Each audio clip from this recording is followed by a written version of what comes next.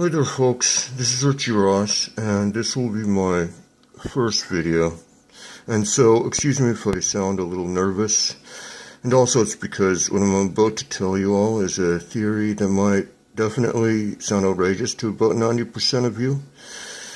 But you know, it's still, the thing of it is, it still needs to get said because I'm tired of conspiracy theorists repeating the same old talking points about Stanley Kubrick. All they can ever talk about, it seems, is the fake moon landing stuff, and that's it. And then there's the other camp that monologues about why his movies look good, as if we can't see with our own eyes that they look good. So I'll just get into this now that I got that intro out of the way. So it seems there are 4 propaganda motifs that make the world function the way it does, and it's all my opinion, so don't get worked up if you don't agree.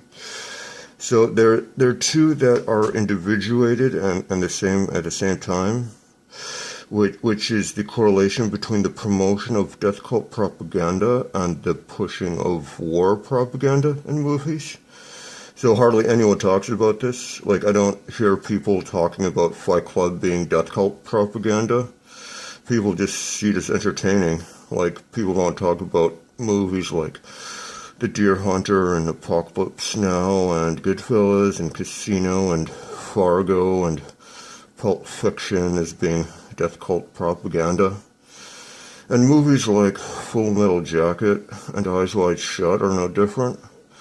Full Metal Jacket is pro-war, and Eyes Wide Shut is pro-death cult, and so they're both related in that way. But the other 2 of the 4 motifs is one of them is police state propaganda, and the other one is nuclear fear propaganda. And around the time I heard the theory about George Lucas knowing that episode 7 would be a rehash, back in 1977, it got me thinking about all the different deceptions that might go on with big-time directors, because I already heard about Steven Spielberg ghost directing the Transformers movies using blue beam technology developed by Stanley Kubrick. And I knew the 2 of them were close friends, so I got to thinking that maybe Stanley Kubrick faked his death to work full-time with Project Bluebeam. And if he was doing that, what else was he up to? Well, he was probably doing social engineering, and I would say, to be specific. Now, here comes the wild theory, so get ready. I would say that Stanley Kubrick ghost-directed Children of Men back in 2006. That movie was part 3 of his 4-part plan starting in 1987. Children of Men fulfills the glorification of the police state, which would have been the next logical ideological leap after his previous 2 films. And I don't need to tell you how much it looks like a Stanley Kubrick movie. And the 4th step for him to solidify the quadrifecta would have been his nuclear fear,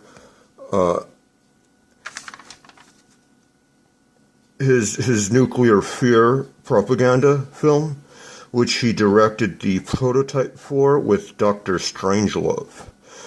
The film I'm talking about, which is so far Stanley Kubrick's latest film, is the 2012 film Chernobyl Diaries. Chernobyl Diaries is to Dr. Strangelove what Full Metal Jacket is to Fear and Desire. Chernobyl Diaries fulfills the 4th and final step of the NWO social engineering designed by Stanley Kubrick, beginning in 1987 with Full Metal Jacket.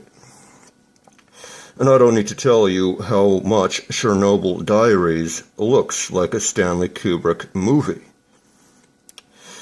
And the closing thought I want to give you all as a reward for sticking with me this long is something having to do with how related the Hollywood death cult propaganda really is, with Vincent D'Onofrio directing a film called Don't Go in the Woods, which is all about a kid luring his friends into a forest to be ritually killed by a cult leader in exchange for this kid becoming a famous musician. So that's it for this video. I really appreciate you watching this to the end.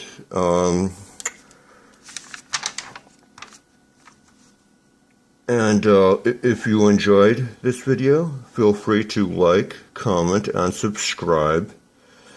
And I will see you in the next one. See you later.